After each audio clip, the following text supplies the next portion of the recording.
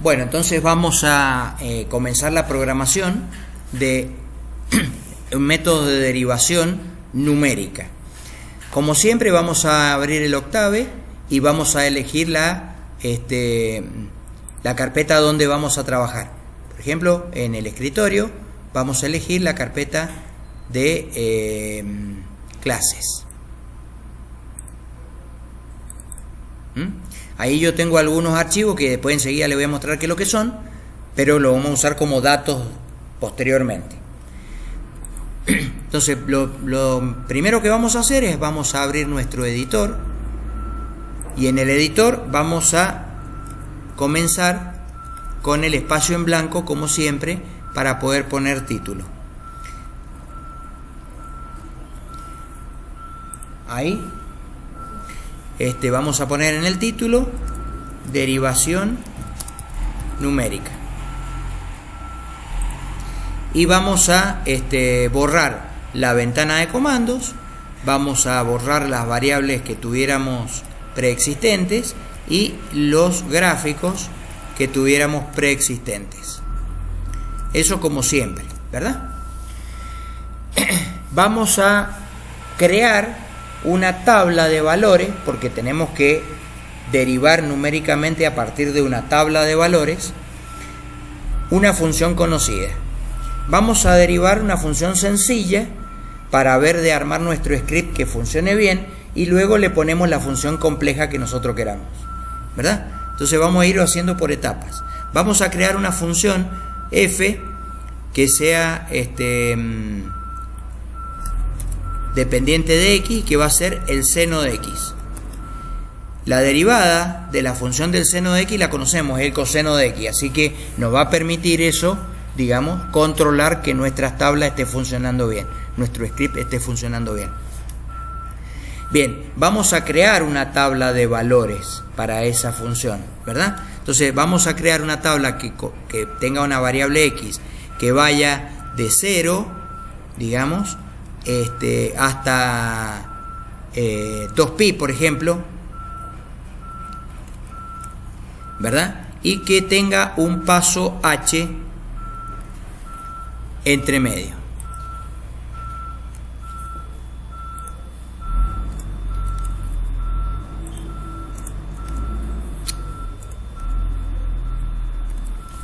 Bien, entonces el vector x que vamos a crear comienza en 0, termina en 2pi con un paso h. Tengo que definir el valor del paso h. Vamos a definir un paso h de 0.1, por ejemplo, ¿no es cierto? Podríamos hacer, por ejemplo, 0.1 pi para que nos quede una corrección perfecta hasta el valor de 2pi, pero en este caso numéricamente no interesa. Ya tenemos el valor de la x. Vamos a hacer el valor de la y. ¿Cuántos elementos tiene el vector x? Lo tenemos que contar, y vale n igual a length de x. Para esa cantidad de elementos vamos a crear un espacio para la función y, que va a ser nuestra función f explícita, ¿verdad? Entonces vamos a hacer ceros de tamaño n, 1. Entonces ahí tenemos un vector donde podemos alojar los resultados, y los resultados van a ser obtenidos mediante un lazo for que vaya desde i igual a 1 hasta n.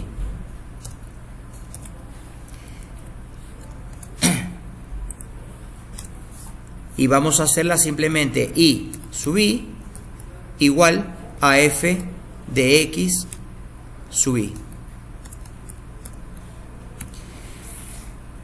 Esta complicación que estoy haciendo en este momento puede no ser necesaria en algunas funciones. Por ejemplo, en esta misma función seno no sería necesario hacer el lazo for, porque yo podría poner i igual seno de x así como está y me lo genera completo para todos los valores de x.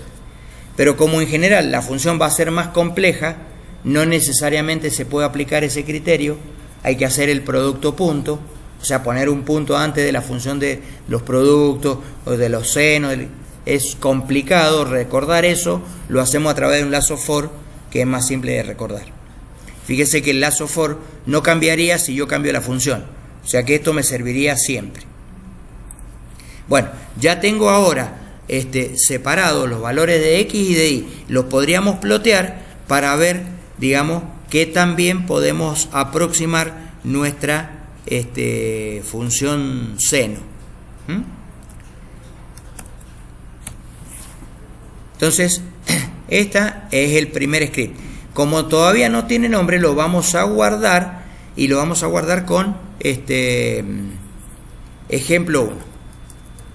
Ejemplo 1 de derivada, obviamente. Ya tiene nombre, lo vamos a ejecutar. Y ahí aparece la función seno. Bastante bien.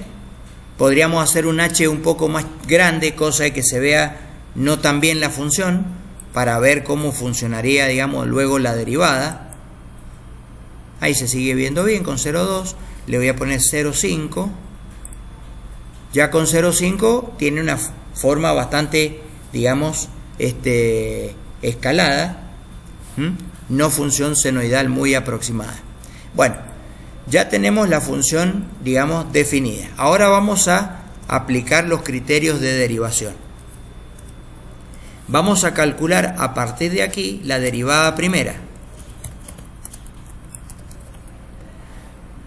Y si recordamos la tabla, la derivada primera de la función tiene los coeficientes menos 1 y 1 en los términos centrados y los coeficientes menos 3, 4, menos 1 o 3, 4, menos 1, digamos, en las no centradas. ¿No es cierto? Bien. Entonces, vamos a hacer las derivadas. Tenemos que hacer una derivada no centrada para el primer elemento y una derivada no centrada para el último elemento. Pero para los elementos intermedios puedo usar derivada centrada. Con lo cual, entonces, la derivada primera de la función f, que le puedo llamar así, d1f, ¿verdad? En su primer elemento, ¿verdad? Tiene que ser una derivada no centrada, porque es el primer elemento, ¿verdad? La derivada no centrada tiene como coeficientes para adelante, ¿no es cierto? La derivada no centrada para adelante, menos 3 multiplicado por el valor de la función, ¿verdad? En el punto, o sea, y en x1, y en 1 directamente, ¿verdad? Más 4 veces el valor de la función en el punto siguiente, y en 2, menos 1, no lo puedo poner, digamos, como para que quede claro cuál es el coeficiente, multiplicado por el valor de la función en el otro siguiente elemento. Así se ha calculado la derivada en el primer punto. ¿De cuántos puntos? N puntos, porque nuestra función tabulada tiene n puntos. Para reforzar la idea que son n puntos, vamos a escribir d1f igual a un vector de ceros de tamaño n y dimensión 1. De esta forma, vemos que la derivada va a ser otra columna, igual que la función y, digamos, que es nuestra función seno, ¿verdad? Pero ahora va a ser de la derivada. Muy bien, estos son los coeficientes, pero la tabla nos dice que esos coeficientes tengo que derivarlo por 2 veces el paso, ¿verdad? Entonces, todo esto lo voy a derivar, lo voy a dividir por 2 veces el paso. 2 por h. H es constante y ya está definido. Porque lo usamos para determinar los parámetros x. Bien, esa es la primera derivada. Hacia adelante en el primer punto. En el último punto, de 1f en el punto n, lo podemos calcular de la misma forma. Pero en este caso, los coeficientes van a ser con signo contrario. 3 por el valor de la función en el punto n, o sea, en el último punto, menos 4 veces el valor de la función en el punto anterior, n menos 1, más una vez el valor de la función en el punto anterior al anterior, n menos 2. Esto es, digamos, siendo consciente de que estamos usando la fórmula de la derivada primera hacia atrás. Entonces los coeficientes son 3, menos 4 y 1. Y tenemos que derivar por 2h. Entonces derivamos por 2h, dividimos por 2h, dividimos por 2h, 2 por h. Y fíjense que escribo el símbolo de división y luego entre paréntesis escribo 2h. Quiere decir que el producto 2h está en el denominador. Bien, tengo la derivada en el primer punto y tengo la derivada en el último punto. ¿Cómo calculo la derivada en los puntos intermedios? Si n podrían ser muchísimos puntos, entonces no puedo hacer una por una. Lo hago todo a través de un lazo for. Entonces hago for i igual a 2, porque ya la número 1 la tengo. Y voy a extenderme hasta el n menos 1, porque el n ya lo tengo, ¿verdad? O sea, el último lo tengo, necesito todos los de entre medio. ¿Y cómo se calcula? Y bueno, la derivada primera de la función en el punto, ahora es una derivada centrada, se calcula como es derivada primera, pero centrada. La derivada primera centrada tiene los coeficientes menos 1 y 1, ¿verdad? Entonces simplemente pongo el valor de la función en el punto siguiente, i más 1, menos el valor de la función en el punto anterior, i menos 1. Dividido 2h. Si no entienden este término, no se preocupen, lo podemos escribir tal como lo vemos en la tabla, con el menos 1 y el 1 para que comprendan. Lo hacemos así para que se entienda. Digamos, entonces sería menos 1 por el valor de la función en el punto anterior, ¿verdad? Más 1 por el valor de la función en el punto posterior. Entonces, es exactamente lo mismo que recién, dividido 2h. Y eso nos va a abarcar para i igual a 2 hasta n menos 1, con lo cual, en este término en particular, cuando i valga n menos 1, n menos 1 más 1 va a ser n. O sea, estamos en esta posición. Y cuando i valga 2, por ejemplo, en el primer caso, i menos 1 va a ser 2 menos 1, va a ser 1. O sea, es un valor que existe. Ya tenemos todas las derivadas. Ahora podríamos, así como ploteamos la función, plotear la derivada, ¿verdad? Para que podamos ver la función y las derivadas en forma separada, vamos a usar todos los argumentos de la función plot. Entonces vamos a hacer un figure 1 para la función original, ¿verdad? Que va a empezar en hold on. Innecesario puede ser en este momento, pero lo voy a hacer para que quede claro desde dónde hasta dónde va la figura. Y el hold off. Y podríamos ponerle un título que sea función original, por ejemplo.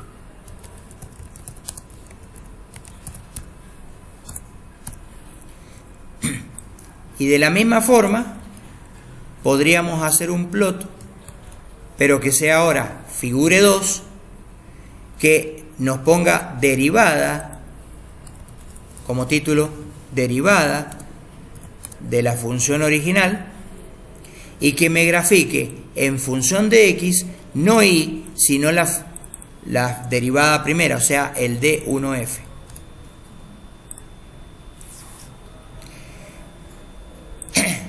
Si todo ha funcionado bien, no hemos tenido problemas del script de algún término, al ejecutarlo tendríamos que ver tanto la función, ven, original,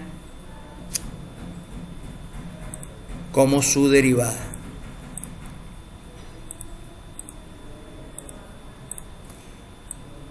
Se ve, digamos, un poco burda, inclusive sabemos que la derivada del seno es el coseno y que el coseno en 0 vale 1 y nos está dando un valor mayor que 1, pero eso es por justamente el error de aproximación, ese es el tamaño del valor h.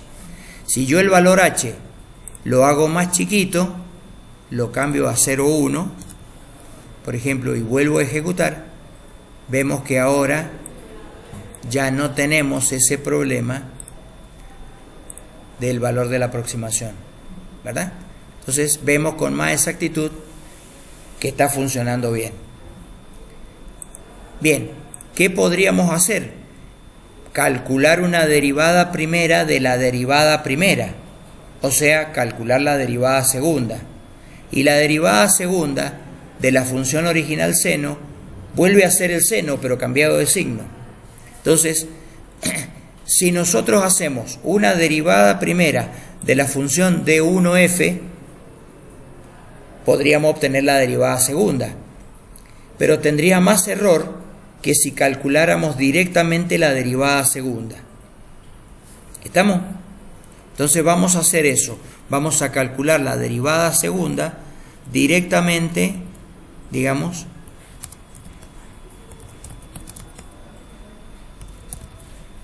con las funciones que nos dan las tablas de los coeficientes.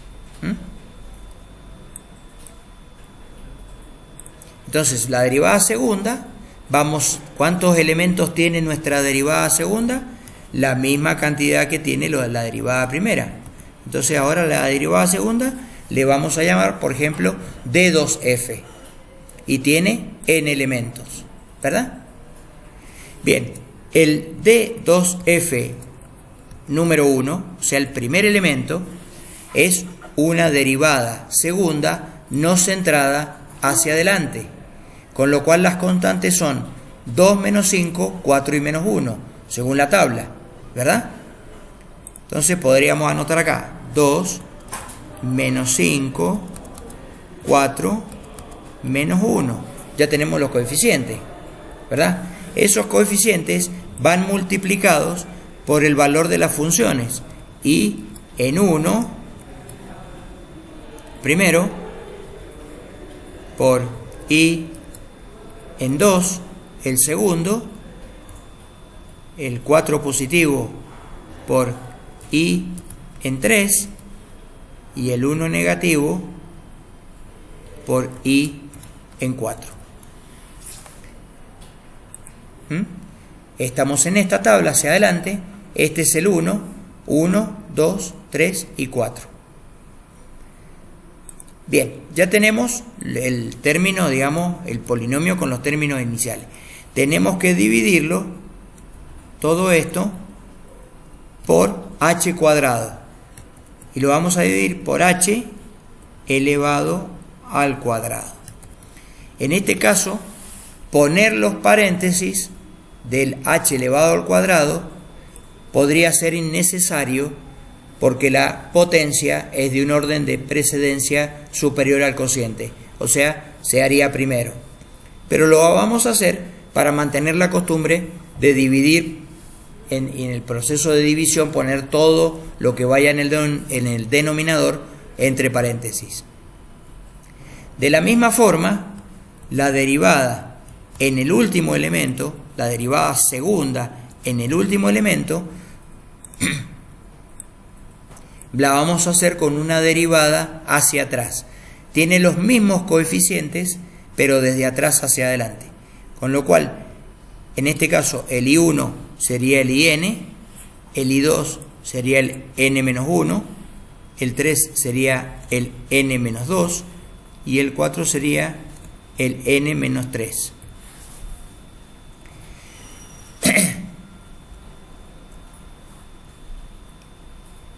Y de nuevo, como los puntos intermedios los podemos hacer con derivadas centradas, vamos a hacer desde i igual a 2 a n-1 la derivada centrada.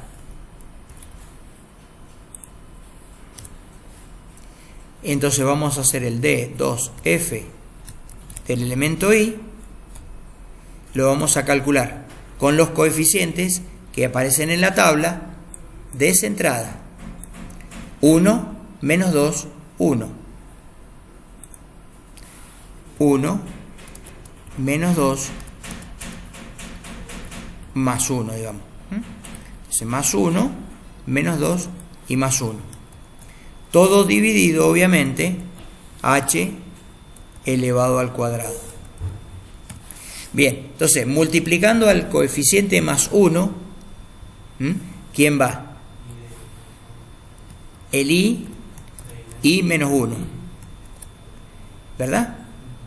El que multiplica al coeficiente 2 es el i sub i.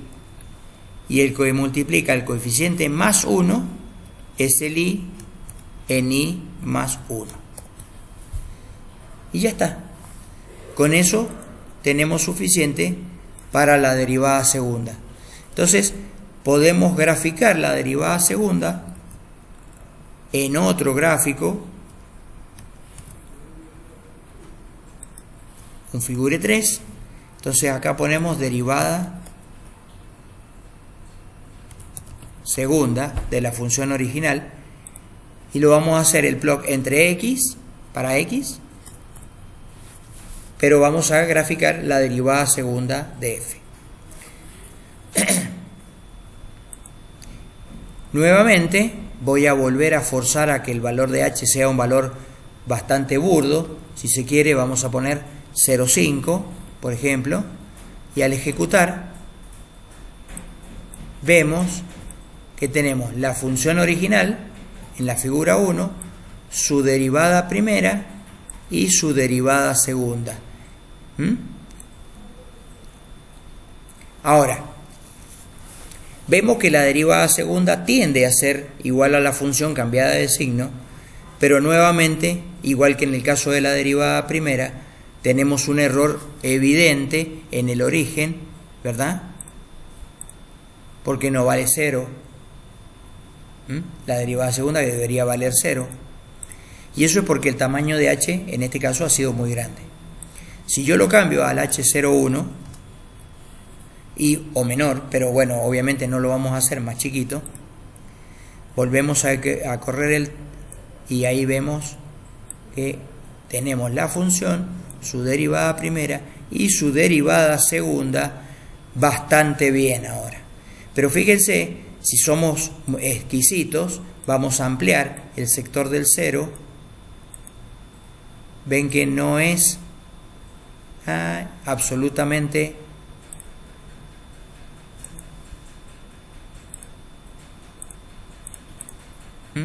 el valor que corresponde. Es muy aproximado. Bueno, de esta forma podemos hacer derivadas primeras, segundas, terceras, cuartas, todas las que queramos de la función original. ¿Hay algún inconveniente?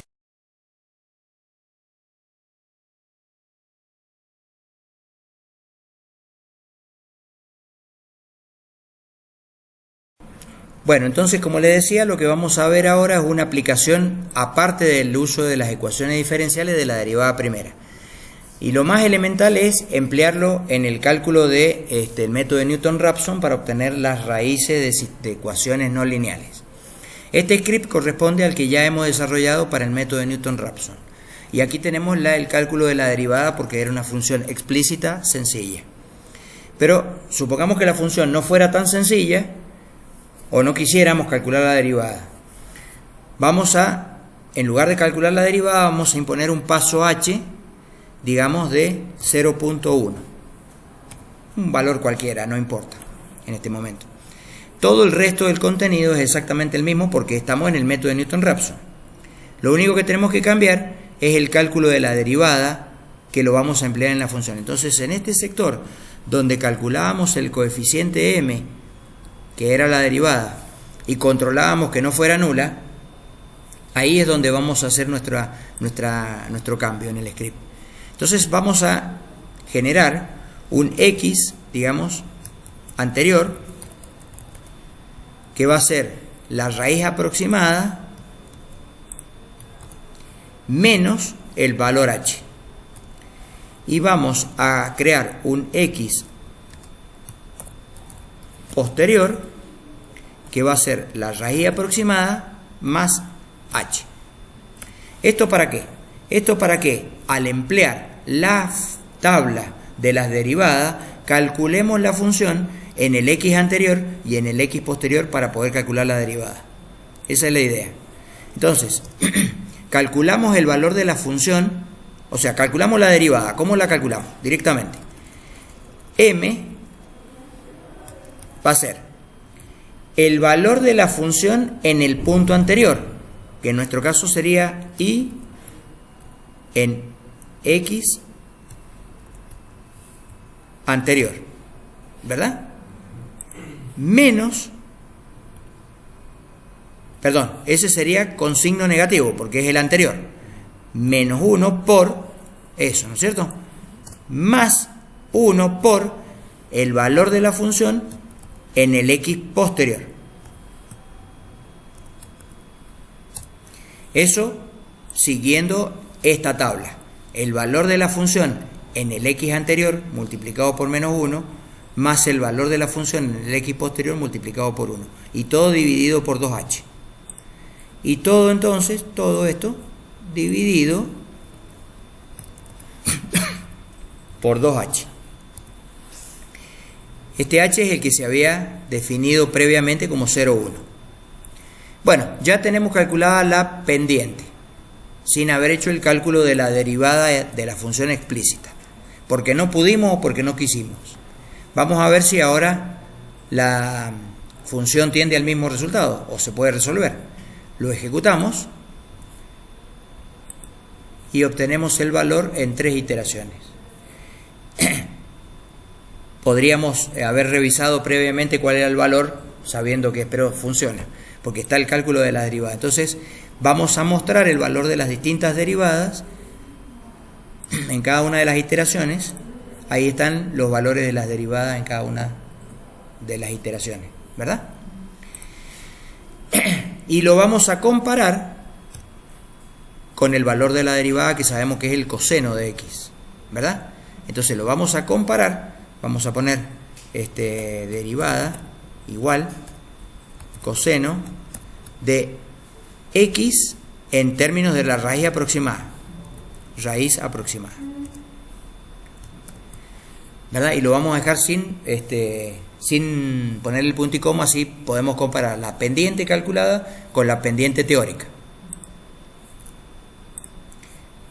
¿Ve? Sale 0,8646 cuando debería ser 0,8660. Sale 0,8049 cuando debería ser 0,8062. Pero nos aproxima bastante bien y nos deja un buen resultado. Obviamente que si yo cambio, como en el otro método, cambio la tolerancia a 10 a la menos 4, y obviamente vamos a hacer un número mayor de iteraciones. Bueno, no hicimos la misma cantidad de iteraciones. Vamos a hacer 1 10 a la menos 7.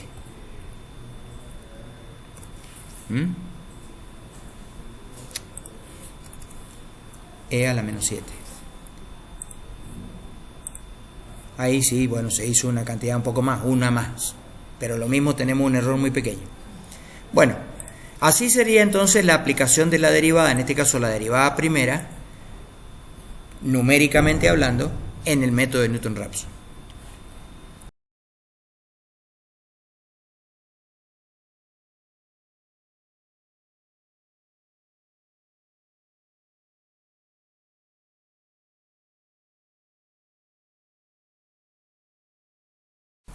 Bueno, ahora vamos a tomar el mismo script de derivación que sabemos que funciona bien, pero lo vamos a usar para derivar una función que la tenemos tabulada, ¿verdad?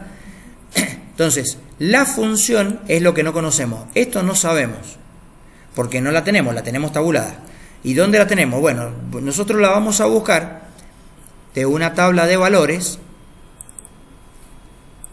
que quizás no hemos conseguido con algún método, ¿verdad?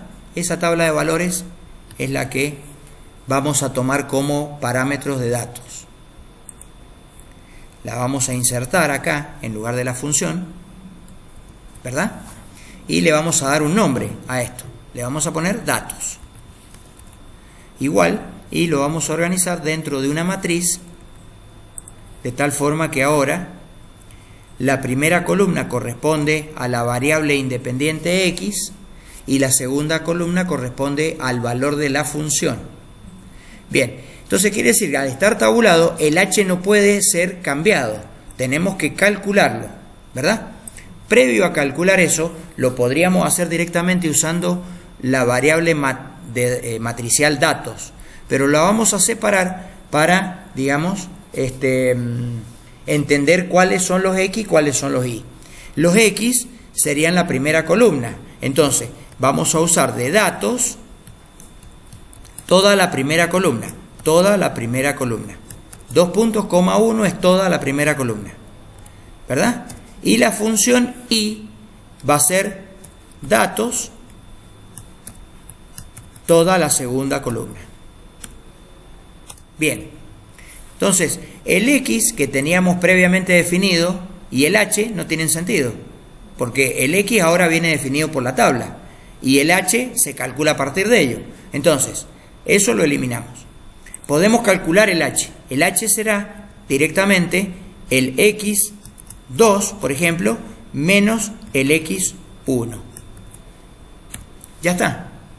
Entonces, ¿qué es lo que va a hacer la máquina? Va a tomar este número y le va a restar este número, ¿verdad? Como son negativos ambos, va a quedar el paso que se eligió en ese momento, positivo.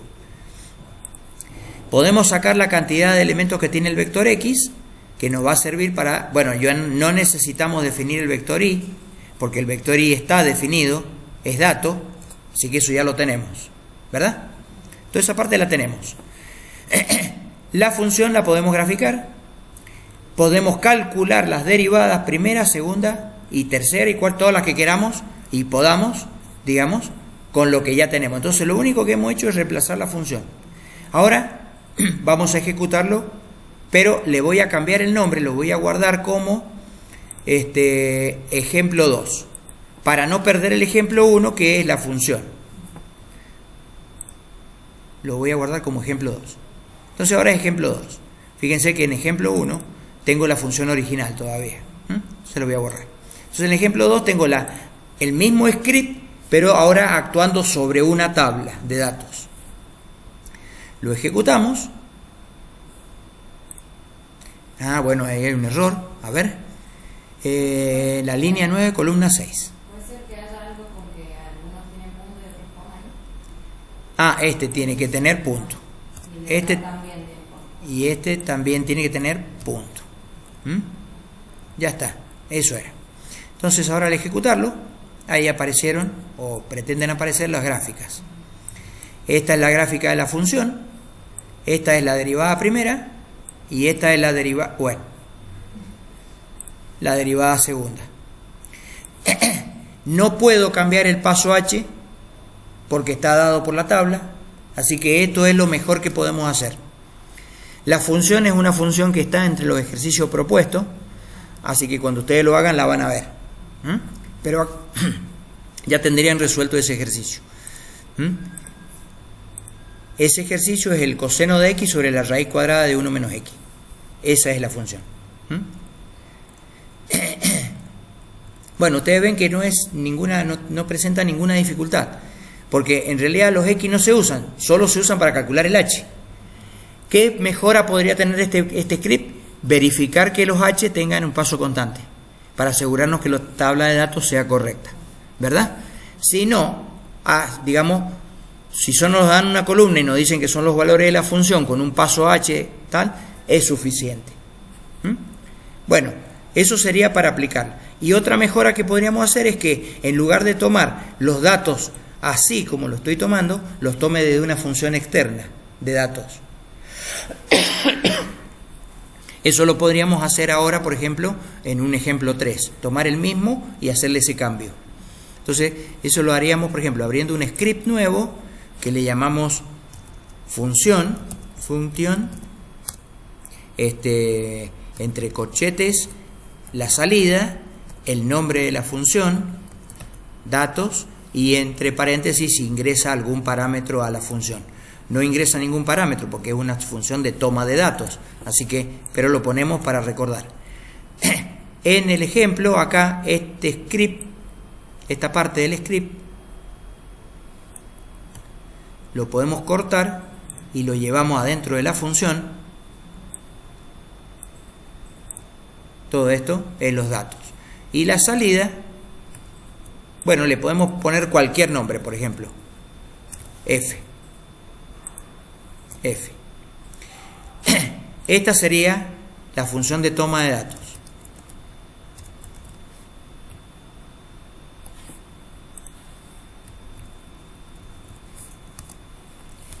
Función de toma de datos. Ingresa los datos, digamos, que teníamos antes y sale con el nombre F. Entonces, este lo tengo que llamar como el nombre de la función, datos. No le puedo poner otro nombre. Lo voy a guardar, le llamo datos y listo. Y este trozo que va desde acá hasta acá, lo copio y lo pongo en el ejemplo 2, que ahora le voy a llamar ejemplo 3 para no perder el anterior. O sea, vamos viendo la evolución. Este ejemplo 3, entonces, lee de la función de datos y acá en lugar de llamarse datos se tendría que llamar F a partir de ahora.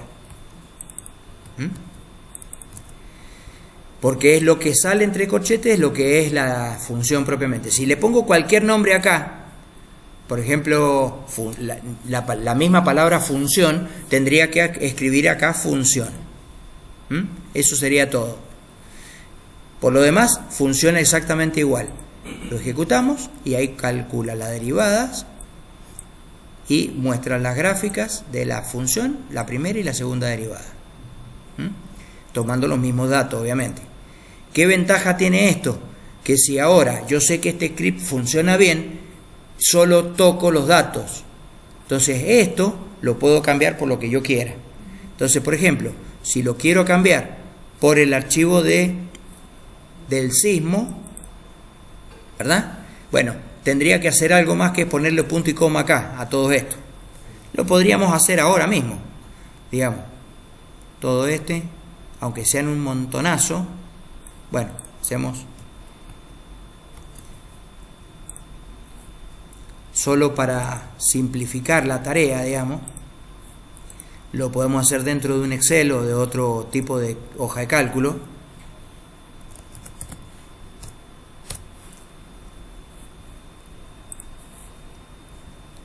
Pego. Uso el asistente, veo que está separado los espacios convenientemente. Y ahí me está tomando los puntos por coma, o sea que no, tenemos un error en esto. Porque yo tengo seteada mi Excel para que tome las comas como comas decimal. Entonces tendríamos que hacer un cambio primero para usar mi herramienta. No lo voy a guardar. Voy a ir acá a clases. Voy a tomar este sismo. Voy a cambiar todos los puntos por coma decimal. Es sustituir todos los puntos por coma. Y ahora sí, esto lo guardo. No lo voy a grabar para no modificar mi archivo original, pero en el archivo de prueba sí voy a pegar ahora y queda separado. ¿Ven? Bien como corresponde. Entonces yo, para facilitar esto, ponemos un punto y coma al final.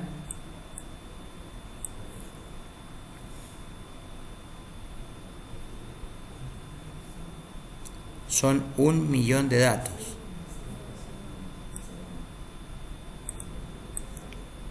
Y todo esto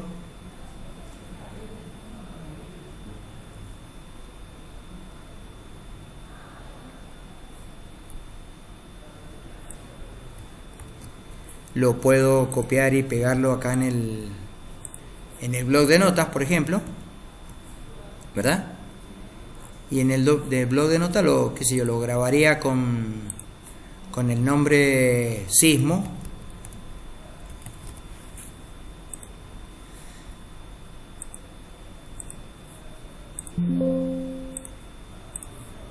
Y este que es el archivo de sismo, todo este trabajo adicional que he tenido que hacer es nada más que por el seteado que tengo diferente en la computadora. No hace al cálculo numérico, digamos. He generado bien los espacios y cambio las comas por punto ahora porque el Octave solo me acepta punto como coma decimal.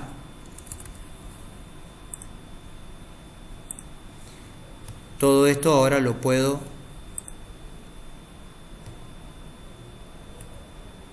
copiar en el archivo de datos. Vengo al archivo de datos, este no lo voy a borrar, lo voy a copiar acá abajo, y como en el caso anterior empieza y termina con el corchete,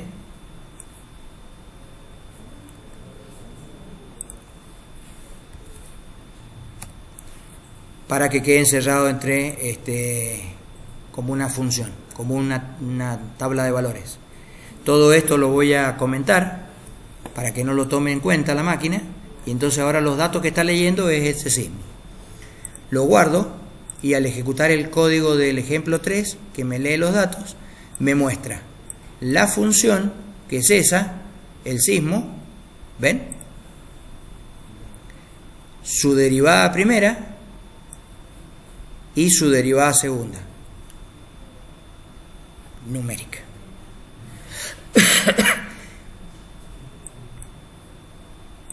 Bueno, eso sería una aplicación a la parte de ingeniería civil.